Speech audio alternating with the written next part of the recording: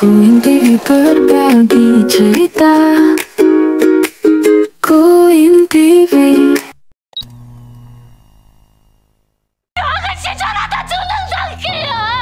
Setelah Ji-young ditangkap, dapur istana menjadi kacau. Gilgam sangat panik dan bertekad akan melaporkan kepada raja bahwa Ji-young telah diculik oleh Anjung. Kebetulan saat itu Kasim-yoon datang ke sana dan Gilgam pun menyampaikan hal tersebut kepadanya. Segera Kasim-yoon menemui raja di Jangwon-su dan melaporkan hal ini kepada raja. Raja sebenarnya sedang menunggu Ji-young di Jangwon-su untuk memberikan kejutan, yaitu mengembalikan bubuk cabai milik Ji-young yang telah diambil oleh Jae-san. Namun, begitu mendengar Ji-young disiksa dan dikurung, raja segera pergi dan terkejut melihat kondisi Ji-young yang menyedihkan. Ia berusaha membebaskannya, tetapi penjaga mengatakan kunci penjara dipegang oleh Anjung. Awalnya, raja berniat menghancurkan pintu penjara, tetapi Anjung tiba di sana dan menjelaskan alasannya mengurung Ji-young. Ia menuduh Ji-young sebagai penyebab sakitnya Pangeran Jinmyong setelah menyantap hidangan yang dibuatnya. Raja menentang tuduhan itu dengan tegas, mengatakan bahwa ia juga memakan hidangan yang sama tetapi tidak merasakan sakit apapun. 더 의심스럽지 않게 불의의 화가 닥치기 위해 오를까봐 그것이 두려워 이 일을 꾸미신 게 아닙니까? 어서! Raja lalu menuntut Anjung untuk menyerahkan kunci penjara itu, tetapi ia menolak dan justru menuduh raja mencoba menyingkirkan Pangeran Jinmyong. Mendengar itu, Lee Hun sangat murka dan mencabut pedangnya. Ia hampir saja melukai Anjung, tetapi Ji-young segera meminta raja untuk tidak menggunakan kekerasan. Ji-young sangat khawatir tindakan itu akan membuatnya terlihat sebagai penguasa tiran. Raja pun menurunkan pedangnya dan berjanji akan mencari bukti untuk membuktikan Ji-young tidak bersalah. 저 여인을 벌하시려거든 나부터 밀어내셔야 할 겁니다. Raja sangat khawatir pada Ji-young dan ia memintanya untuk tetap kuat dan sabar. Raja berjanji akan segera mengeluarkan Ji-young dari sana. 조금만 기다리거라. 제발 꼭 기억해 주세요. 내 잊지 않으마. Sementara itu, di kediaman Ibu Suri, Min-sung yang ternyata kakaknya Ibu Suri menduga semua ini adalah perintah dari raja. Namun, Ibu Suri menolak dugaan tersebut. Ia yakin bahwa raja tidak mungkin mencelakai Pangeran Jinmyong. Ibu Suri justru menduga semua ini adalah ulah seseorang yang ingin melengsarkan raja. Sementara itu, di kediamannya, raja memerintahkan Sung Jae untuk melakukan penyelidikan. Raja yakin bahwa Ji-young telah difitnah. Penyelidikan lalu dimulai dari catatan rumah obat hingga bahan-bahan di dapur. Sung Jae dan para tabib mencicipi masakan yang sama, dan hasilnya mereka semua tetap sehat tanpa menunjukkan gejala sakit apapun. Namun, menurut penjelasan tabib, gejala Pangeran Jinmyong menyerupai tanda-tanda keracunan. 전하께서 데뷔 전에 행차 한번 살펴보시는 것이 어떻겠사옵니까? Lee Hun segera mengunjungi Pangeran Jinmyong dan menemukan sesuatu yang mencurigakan, yaitu obat-obatan yang dikirimkan oleh Jae-san. Raja meminta izin untuk membawa obat-obat tersebut untuk dianalisis lebih lanjut karena ia curiga obat itulah yang menjadi penyebab sakitnya Pangeran Jinmyong. 괜찮으십니까? Tidak lama setelah itu, Dayang utusan Ibu Suri datang dan meminta kunci penjara. Eun-sung tidak bisa membantah dan terpaksa memberikan kunci itu. Setelah mendapatkan kunci, Ibu Suri segera menemui Ji-young. Ia bertanya apakah semua ini adalah rencana Ji-young atau justru Ji-young diperintahkan oleh raja. Dengan tegas, Ji-young menjawab bahwa raja tidak mungkin melakukan hal seperti itu. Ia sendiri tidak memiliki alasan untuk menghabisi pangeran. Mendengar jawaban itu, Ibu Suri memberi Ji-young waktu 3 hari untuk membuktikan dirinya tidak bersalah. Ibu Suri juga mengancam jika Ji-young gagal, ia harus mengakhiri hidupnya sendiri. Dan sebagai tanda keseriusan, Ibu Suri menyerahkan belati perak kepada Ji-young. 꼭 찾아와야 한다. 예, 알겠습니다. 진짜 은장도네. Setelah dibebaskan, Ji-young kembali ke dapur dan disambut sukacita oleh rekan-rekannya. Karena hari itu jam makan siang, ia pun pergi untuk menghidangkan makanan kepada raja. Tetapi, raja menolak makan seperti hari-hari sebelumnya setelah Ji-young masuk penjara. Ji-young lalu berkata, raja tidak boleh melewatkan makan. Mendengar suara Ji-young, raja segera keluar dan menarik Ji-young ke ruangannya. Di sana, raja langsung langsung memeluk Jeong erat-erat dan mengatakan ia sangat merindukan Jeong. Jelas saja Jeong terkejut dan meminta raja untuk tidak bertindak seperti itu karena bisa menimbulkan gosip buruk. Namun bukannya berhenti, raja justru malah mencium Jeong, menegaskan itu adalah ungkapan perasaannya kepada orang yang disukainya. Lalu raja mengajak Jeong untuk makan bersamanya. Di sana raja penasaran bagaimana Jeong bisa bebas. Jeong menjelaskan tentang syarat yang diberikan Ibu Suri kepadanya. Mendengar nyawa Jeong yang terancam, raja tidak setuju dengan kesepakatan itu. Ia mengambil belati dari tangan Jeong dan berjanji akan bicara tentang hal ini dengan neneknya. Raja berjanji tidak akan membiarkan Jeong terluka. 진짜 저 좋아하시냐고요? 어서 먹거라.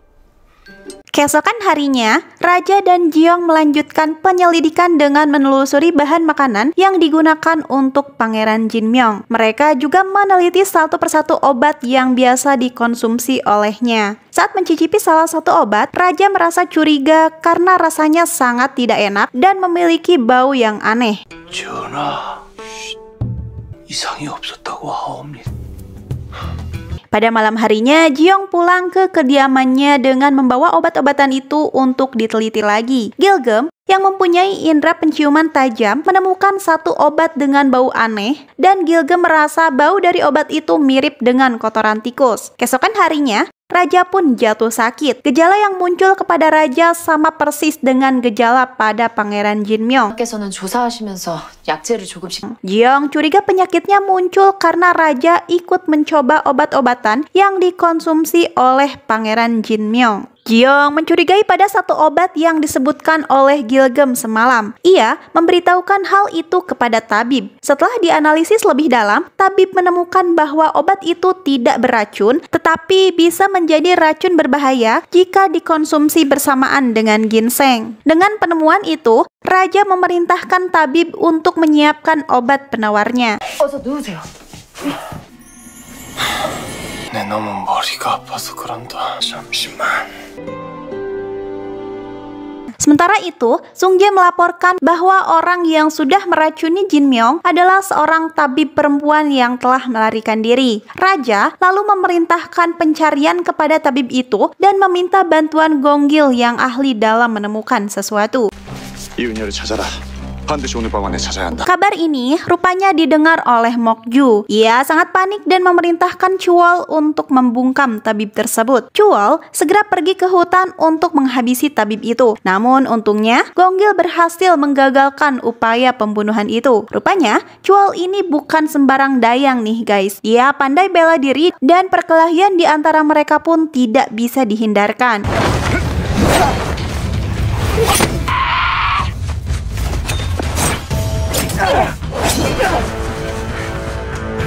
Dari sini terungkap bahwa Gonggil selama ini sudah salah paham kepada Raja. Rupanya, orang yang bertanggung jawab atas kematian adiknya Gonggil adalah Mokju. Mokju sengaja menghabisi adiknya karena menganggap adiknya dengan sengaja merayu Raja. Mendengar itu membuat Gonggil menjadi murka. Ia pun menyerang Chuol dan mengikatnya ke sebuah pohon. 살려드리리다. 진명대군의 약재 함께 봤소.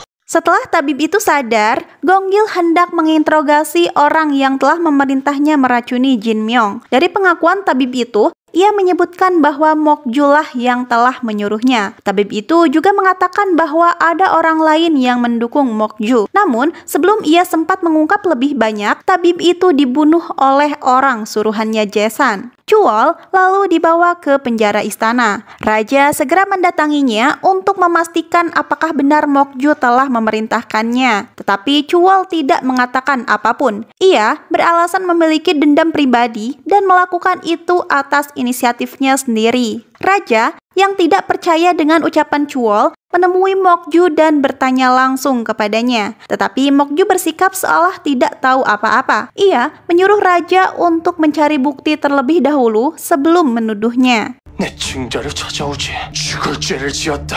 여달라 해도 시원찮을 판국에. Keesokan harinya, Raja kembali demam. Tabib istana lalu datang membawa obat penawarnya. Raja segera memerintahkan tabib untuk memberikan obat itu kepada Jin Myung. Untuk memastikan Jin Myung meminumnya, Raja dan Ji-young pun ikut ke sana. Tetapi setelah meminumnya, kondisi Jin Myung justru semakin parah. Ia mengalami kejang-kejang, membuat semua orang yang ada di sana menjadi khawatir. Menurut tabib, hal itu terjadi karena Jin Myung belum makan apapun sehingga tubuhnya menjadi lemah. Ji-young lalu meminta izin untuk memasak makanan bergizi agar tubuh Jin Myung bisa merespon obat penawarnya. Awalnya, Eun-sung menuduh Ji-young akan kabur. Tetapi, Ibu Suri menjelaskan bahwa seperti yang sudah mereka ketahui, penyebab penyakit Jin Myung bukan karena masakan Ji-young. Mereka tidak sepantasnya masih mencurigai Ji-young. Akhirnya, ide itu disetujui oleh Ibu Suri. Ia pun segera bergegas ke dapur istana dan memasak makanan dengan bahan-bahan bergizi.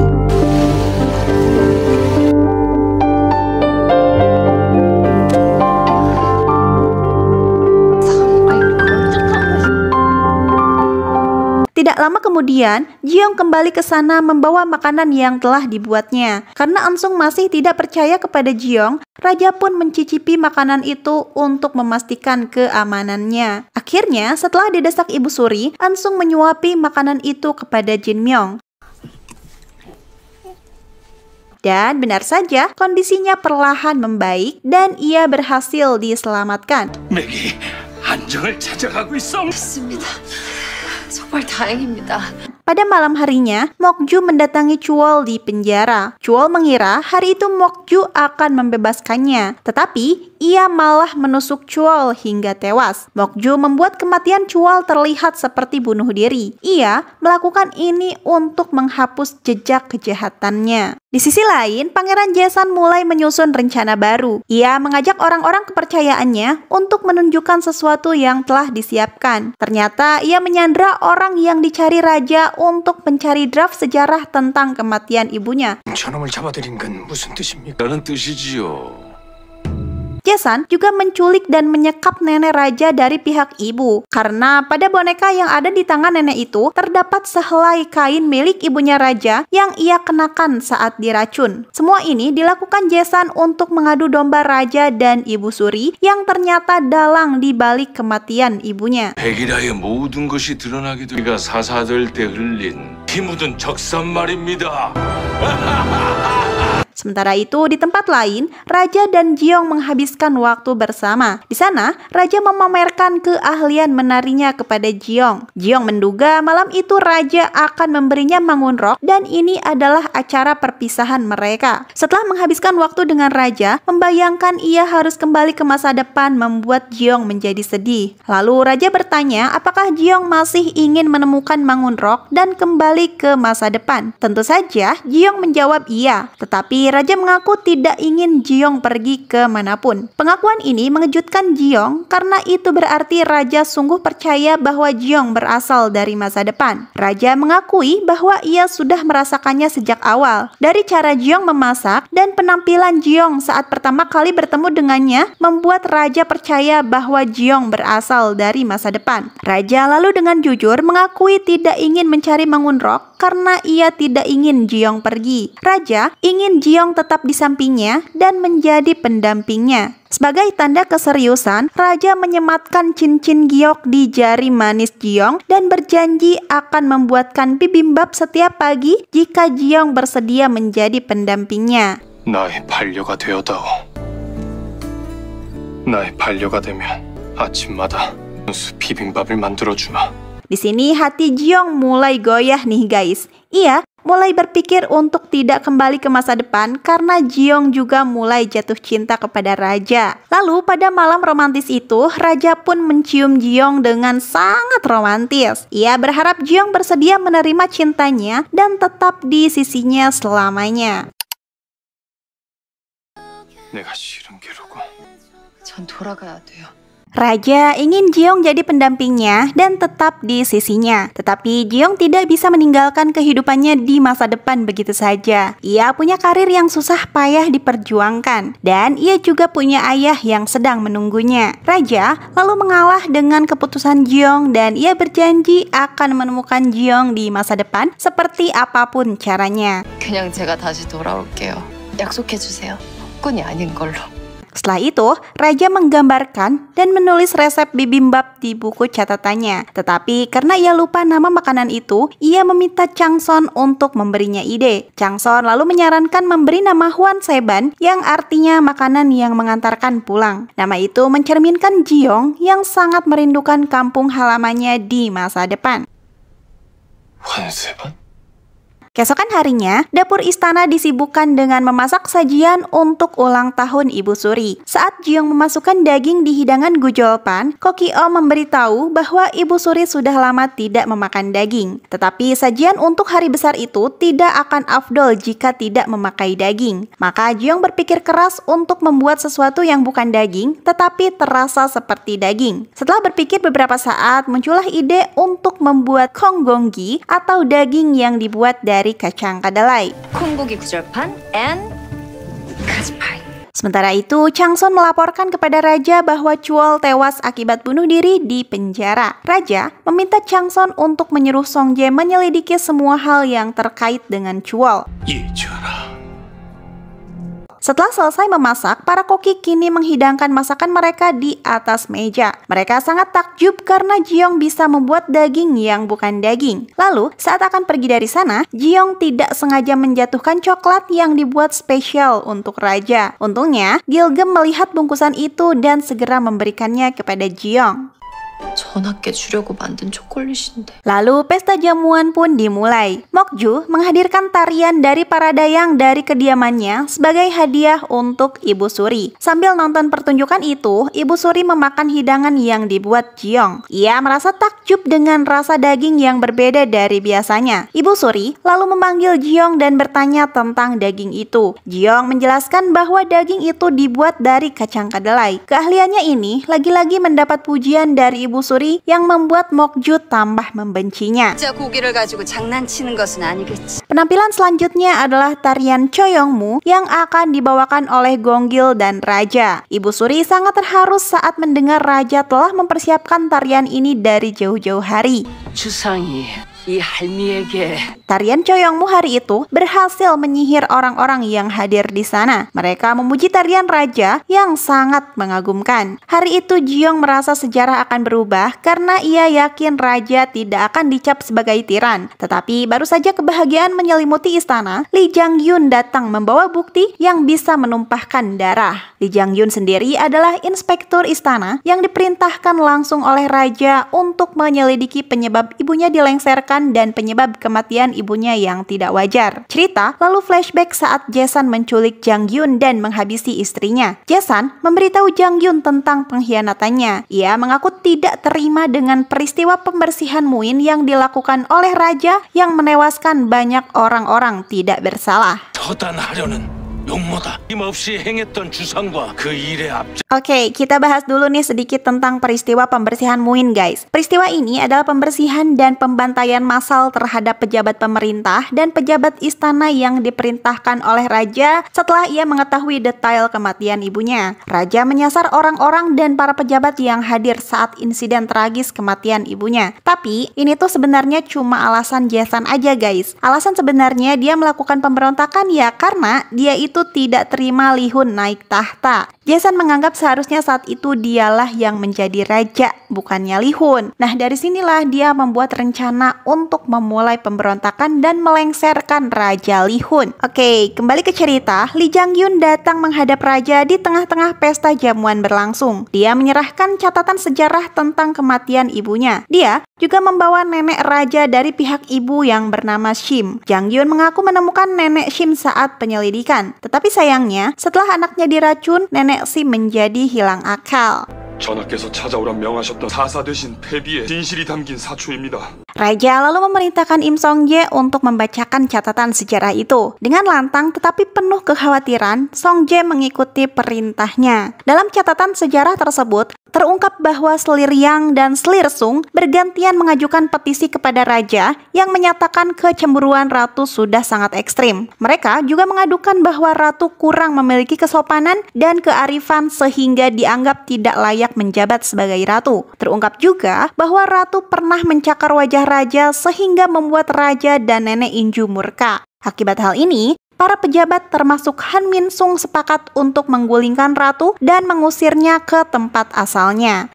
이놈들이 Tidak lama setelah peristiwa itu, Nenek Inju menyuruh raja untuk meracuni ratu.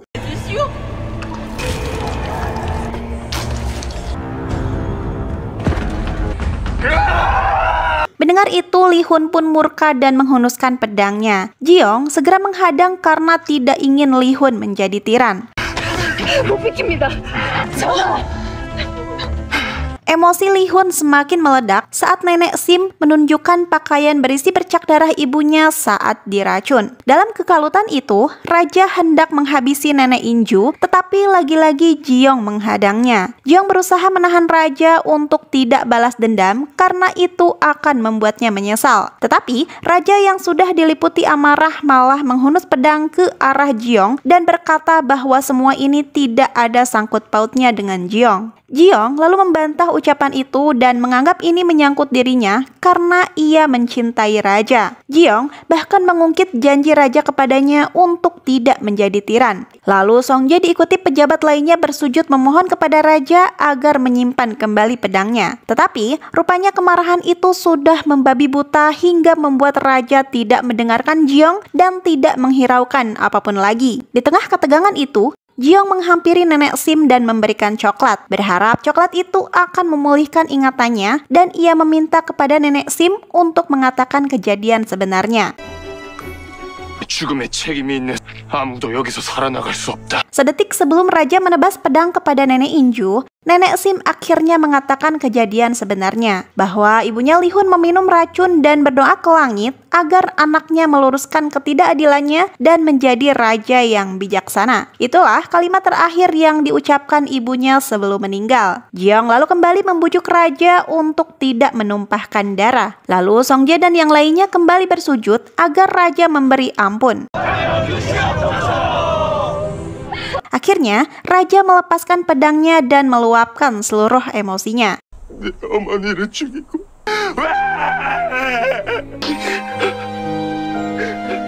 Usai hal menegangkan itu, Jason membicarakan rencana kedua dengan para pengikutnya. Karena rencana hari ini gagal, ia akan melancarkan rencana keduanya di malam ini. Diskusi itu rupanya didengar oleh Song Jae yang sudah lama menaruh curiga terhadap Jason. Sayangnya, saat akan melaporkan hal ini kepada raja, Song Jae dicegat oleh antek-anteknya Jason. Ia lalu dihajar sampai pingsan dan dibawa ke suatu tempat. 오늘 대군이 짠판이었어. Sementara itu di tempat lain, Jiong mengatakan kepada raja bahwa kejadian hari itu sangat mencurigakan. Seolah-olah ada orang yang menginginkan raja menjadi tiran. Untuk memperbaiki kejadian hari ini, Jiong menyarankan agar raja makan malam berdua dengan Nenek Inju untuk meluruskan kesalahpahaman di antara mereka. Jadi maksud Jiong nyuruh raja makan malam berdua sama neneknya nih, biar mereka itu ngobrol gitu. Biar raja tahu alasan sebenarnya kenapa neneknya itu menyarankan ayahnya untuk meracuni ibunya Li Hun. Awalnya sih raja terlihat ragu ya, tapi akhirnya dia setuju juga nih guys. Jiong sangat bersemangat untuk menyajikan makan malam hari itu dan mengantarnya ke kediaman Nenek Inju. Sebelum pergi, Jiong menyampaikan pesan dari Tang Bailong kepada raja, membuat raja bertanya-tanya maksud dari kalimat kiasan itu. 자리는 잘 보이지 않는 법이고 입장을 잘 걸어 잠궈야. 그게 무슨 뜻이냐? Di sisi lain, Im So-hong menghadiri panggilan Jason untuk rapat. Sebelum masuk, ia tidak sengaja mendengar percakapan Jason yang memaparkan rencana mereka malam itu, bahwa Song Jae dibawa ke hutan Salgoji untuk dijadikan umpan. Mereka juga membuat sebuah surat kepada raja. Lalu, mereka juga berencana menculik Jiong. Setelah mendengar itu, Im So-hong bergegas untuk melaporkan hal ini kepada raja. Sayangnya, ia juga dicegat oleh antek-anteknya Jason yang langsung menghabisinya. Sementara itu, di dapur istana, Jiong dipanggil oleh pengawal. Ia lalu dipukul sampai pingsan dan hendak dibawa pergi. Tapi untungnya nih, Gonggil datang di waktu yang tepat. Sebelumnya, Gonggil mendengar percakapan tentang penculikan Jiong dan ia pun segera pergi ke sana untuk menyelamatkannya. 무슨 일 있었죠?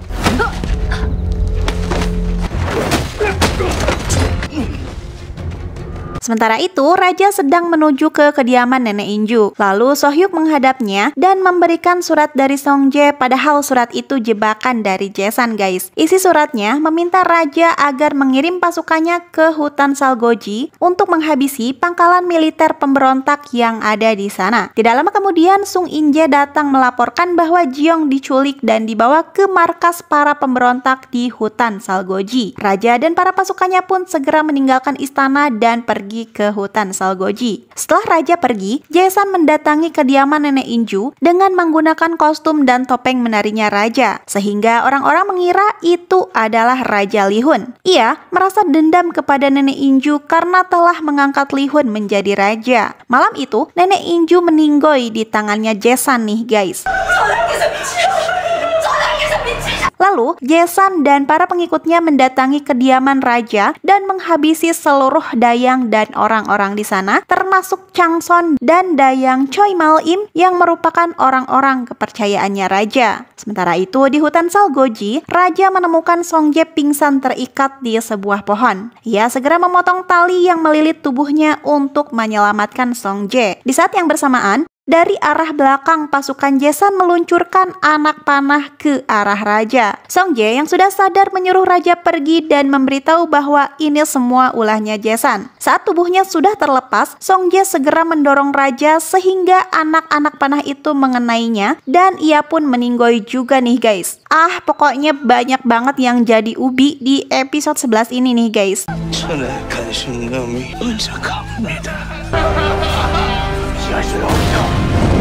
Sementara itu, Gonggil yang masih berada di istana memberitahu Jeong bahwa istana sudah dikuasai oleh para pemberontak. Mereka harus segera pergi dari sana karena nyawa Jeong dalam bahaya. Gonggil lalu menghajar para penjaga agar mereka bisa keluar dari sana. Sayangnya, pasukan lain datang dan menangkap Jeong dengan tali hingga membuatnya terjatuh. Di saat yang bersamaan, Raja sedang berperang melawan para pemberontak di hutan Salgoji dan ia berharap Jeong dalam keadaan baik-baik saja. 부디 너만 무사해야 한다.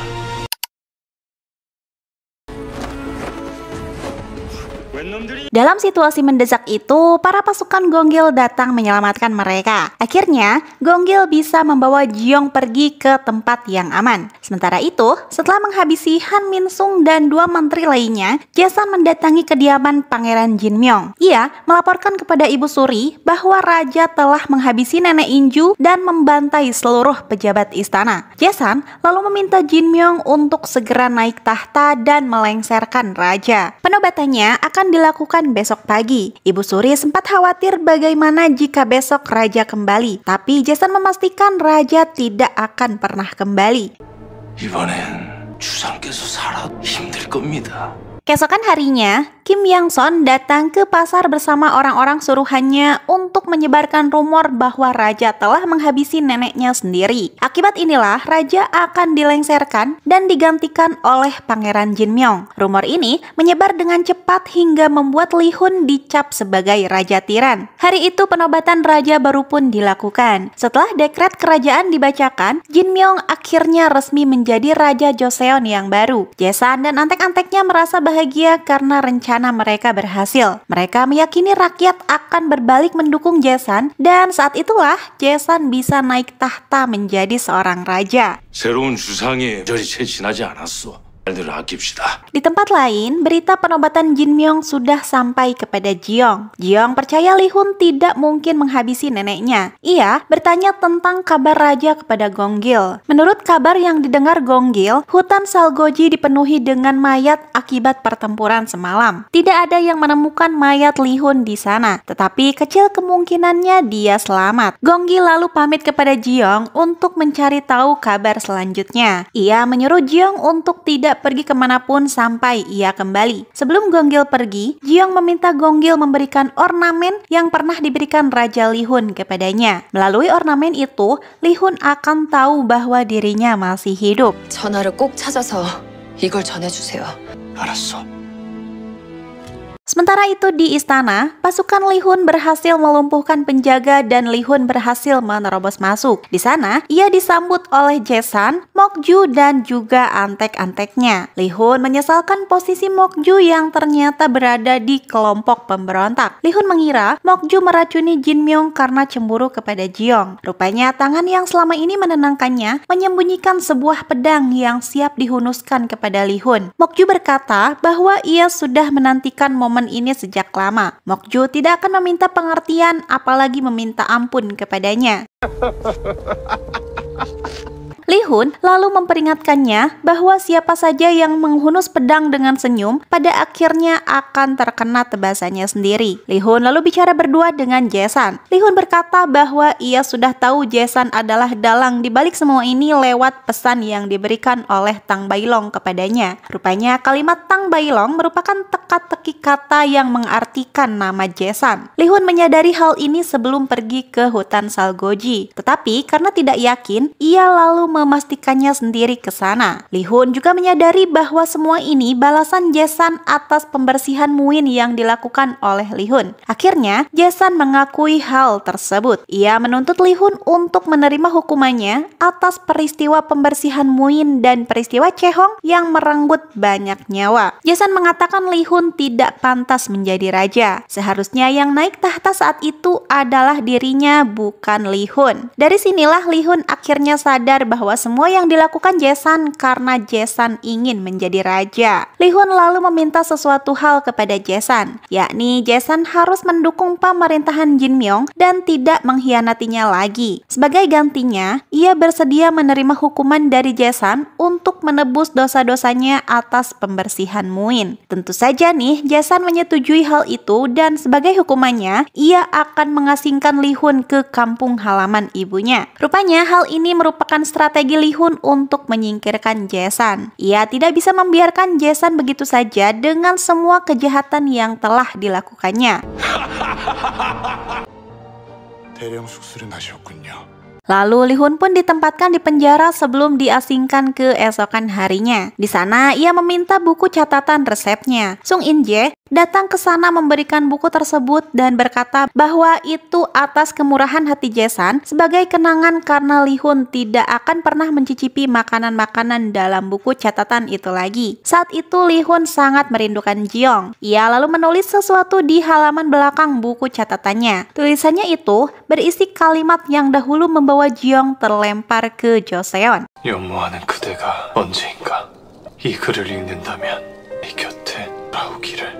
Tidak lama setelah itu, Gong-gil menyelinap dan memberikan ornamen dari Ji-young yang menjadi pertanda bahwa Ji-young masih hidup. Li Hun pun sangat lega menerima kabar itu. 정말 다행이다. Gong-gil lalu memberitahu Ji-young bahwa Li Hun masih hidup. Ji-young bertanya-tanya apakah raja akan diasingkan. Mendengar itu, Gong-gil terkejut karena tebakan Ji-young sangat akurat. Gong-gil lalu ingat bahwa Ji-young berasal dari masa depan. Ia pun bertanya apa yang akan terjadi kepada raja selanjutnya. Ji-young memberitahu Gong-gil bahwa berdasarkan sejarah di masa depan, raja akan mati tidak lama setelah diasingkan. Mereka lalu merancang rencana untuk menyelamatkan Li Hun. Keesokan harinya, Li Hun dibawa ke tempat pengasingan. Sepanjang perjalanan, orang-orang menyorakinya, bahkan tidak sedikit yang melempari Li Hun karena dianggap sebagai raja tiran. Tetapi Li Hun tidak terpengaruh sedikit pun. Ia hanya fokus memikirkan Ji-young. Dalam kegaduhan itu, Ji-young tiba-tiba muncul menenangkan Li Hun. Ji-young meminta Li Hun untuk tetap kuat dan tidak menyerah. 조금만 기다리시면 Setibanya di hutan, para pengawal Jae-san akan menghabisi Li Hun. Tetapi Li Hun yang sudah menduga ini sejak awal, rupanya sudah menyiapkan pasukan sehingga saat ia akan dihabisi, para pasukan Li Hun menghabisi mereka lebih dulu. So-hyuk lalu memberikan pedang kerajaan milik Li Hun. Hari itu, Li Hun bertekad akan menghabisi Jae-san sebagai bantuan terakhir untuk pemerintahan Jin Myung. 첫 번째 예상이 맞았으니 내 시신을 확인하러 올 것이다. 진명을 위해 해줄 수 있는 Tidak lama kemudian, Jason dan para pasukannya datang ke sana untuk memastikan jasad Li Hun. Melihat pasukan Li Hun yang sedikit, membuat Jason percaya diri akan memenangkan pertarungan hari itu. Beberapa saat kemudian, Jiong tiba di sana dengan pasukan Gonggil. Lalu para koki istana turut serta datang ke sana karena diberitahu oleh Gonggil sebelumnya. Hari itu, dengan pasukan yang cukup, mereka bertekad untuk menghabisi Jason.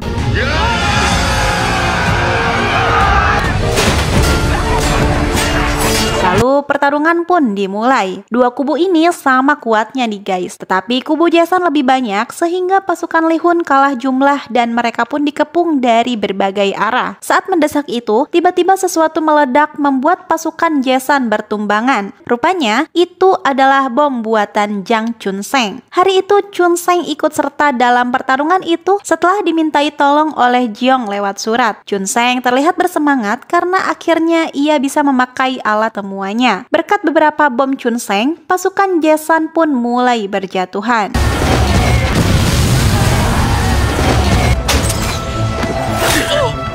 Merasa terdesak, Jason pun menculik Jiong sebagai alat untuk menjebak Li Hun agar mendatanginya sendirian di tempat tertentu. Li Hun pun segera menyusul Jason ke sana untuk menyelamatkan Jiong. Sebelum pergi, Li Hun berpesan kepada Sohyuk dan yang lainnya agar memberantas pasukan Jason dan merebut kembali istana. Mereka mencegah Li Hun pergi karena itu terlalu berbahaya. Tetapi karena cintanya yang begitu besar kepada Jiong, Li Hun sama sekali tidak gentar. Sohyuk dan para pasukannya kembali ke istana dan menghabisi para pemberontak hingga akhirnya mereka berhasil merebut kembali istana. Sementara itu, Gonggil berhasil menghabisi Kim Yang Son. Sung In-jae juga memutuskan mengakhiri hidupnya sebelum ditemukan oleh Gonggil. Dan terakhir, Mokju yang lagi anteng di kediamannya didatangi oleh Gonggil yang datang untuk balas dendam atas kematian adiknya. Tapi si Mokju ini rupanya nggak ada takut-takutnya nih guys. Bukannya minta maaf, dia malah bilang nggak sudi memohon ampun kepada orang rendahan seperti Gonggil. Terus si Mokju malah ngebun-bun dirinya sendiri nih guys. Gonggil nggak mau dong balas dendamnya sia-sia. Dia lalu menisik Mokju dengan pedangnya sampai Mokju meninggoy. Pokoknya puas banget aku tuh pasin ini. Kayak akhirnya sundal ini tuh kena karmanya juga gitu.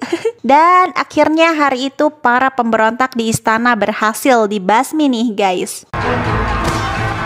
지원아, 이제 다 끝났어. 전하를 응원하리다.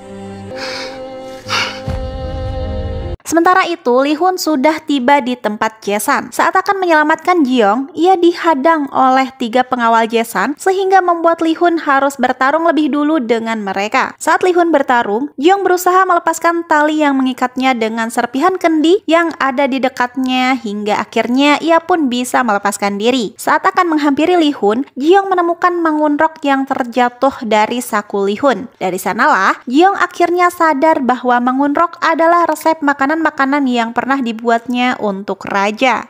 방운록의 저자가 전하? Li Hun melemparkan pedangnya kepada pengawal yang akan menangkap Jiong sehingga kali ini dia tidak memiliki senjata. Dari arah belakang ia terkena sabetan pedang dan dari arah depan Jason mengacungkan pedang bersiap menghabisinya. Jiong lalu berlari dan melindungi tubuh Li Hun sehingga membuatnya terkena sabetan pedang Jason dan ia pun meninggoy juga nih guys. Melihat Jiong terluka nih, Li Hun benar-benar murka dan akhirnya ia berhasil menghabisi Jason. Setelah Jiong meninggoy, secara ajaib buku mangunrok bersinar dan halamannya terbuka di bagian resep Huan Seban. Lalu cahayanya mengangkat tubuh Jiong dan membawanya pergi. Saat inilah raja akhirnya sadar bahwa mangunrok yang dicari Jiong selama ini adalah buku catatannya sendiri. Malam itu raja benar-benar kalut sampai nangisnya itu nembus layar nih guys. Bikin aku jadi ikutan nangis juga.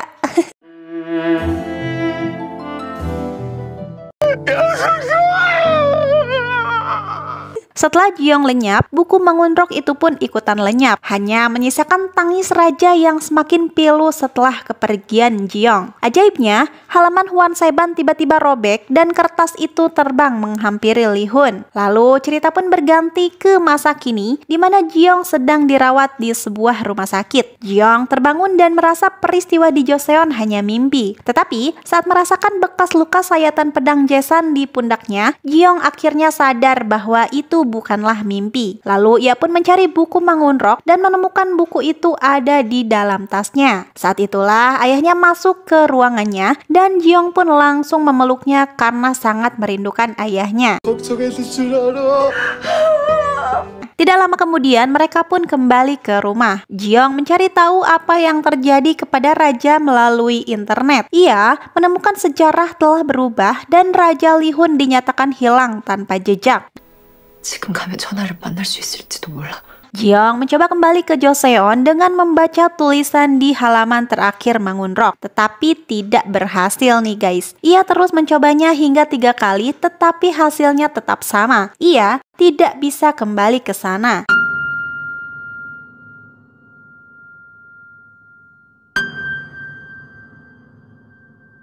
Ji-young hanya bisa menangis dan memeluk erat buku Mangunrok yang ditulis oleh Li-hun. 1 bulan kemudian, Ji-young diundang ke Enfin Restoran dan diminta untuk menjadi kepala chef di sana. Sebagai pertimbangan, Ji-young meminta izin melihat dapurnya terlebih dahulu. Ia juga mencicipi hidangan penutup dan melihat-lihat menu. Lalu, ia pun menerima tawaran tersebut dan berencana mengganti semua menu di sana dengan hidangan kerajaan agar Enfin Restoran mendapat predikat berbintang berdasarkan penilaian Michaelin.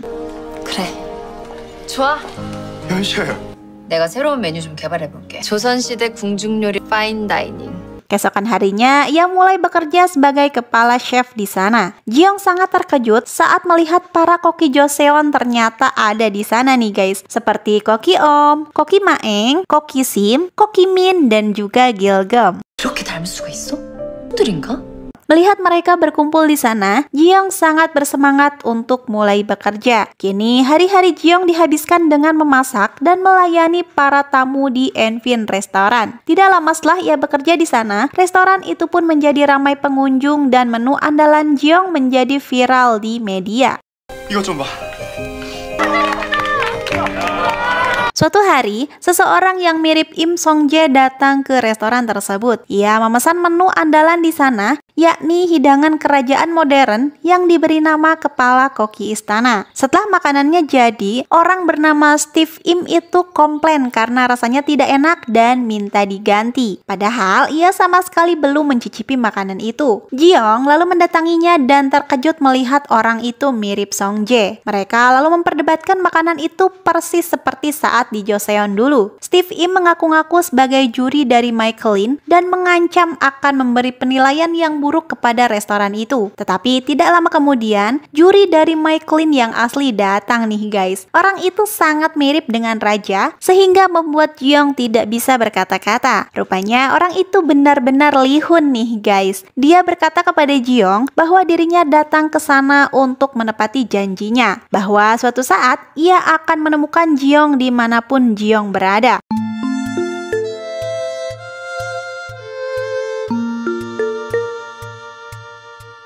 Di epilog, kita juga diperlihatkan pada akhirnya Li-hun dan Ji-young living together nih guys. Seperti janjinya dulu, Li-hun memasakkan bibimbap untuk Ji-young setiap pagi. Dan cerita pun berakhir happy ending. Di sini sama sekali nggak dijelaskan bagaimana raja bisa terseret ke masa depan karena katanya rahasia guys. Yang penting kini mereka bertemu kembali. Tapi dari banyak teori yang seliweran di media sosial, katanya Li-hun berhasil melintasi waktu dengan sobekan Hwan Se-ban dan saat Ji-young membacakan tulisan di halaman terakhir Mangunrok. Menurut teori yang aku baca berdasarkan novelnya, setelah raja tiba di masa depan, dia tidak sengaja tertabrak oleh CEO Michaelin dan saat di rumah sakit, Li-hun menolak makanan-makanan di sana karena dianggap tidak enak. Dari sinilah Li-hun diangkat sebagai juri Michaelin dan dia datang ke Enfin Restoran untuk menilai makanan di sana dan dia pun ketemu Ji-young deh. Ya meskipun endingnya nggak dijelaskan bagaimana cara Li-hun datang ke masa depan, yang penting drama ini berakhir happy ending lah ya. Oh puas banget. 어떻게 오게 됐냐고? 그건 비밀이다. 말투를 좀 바꿔야 되지 않을까요?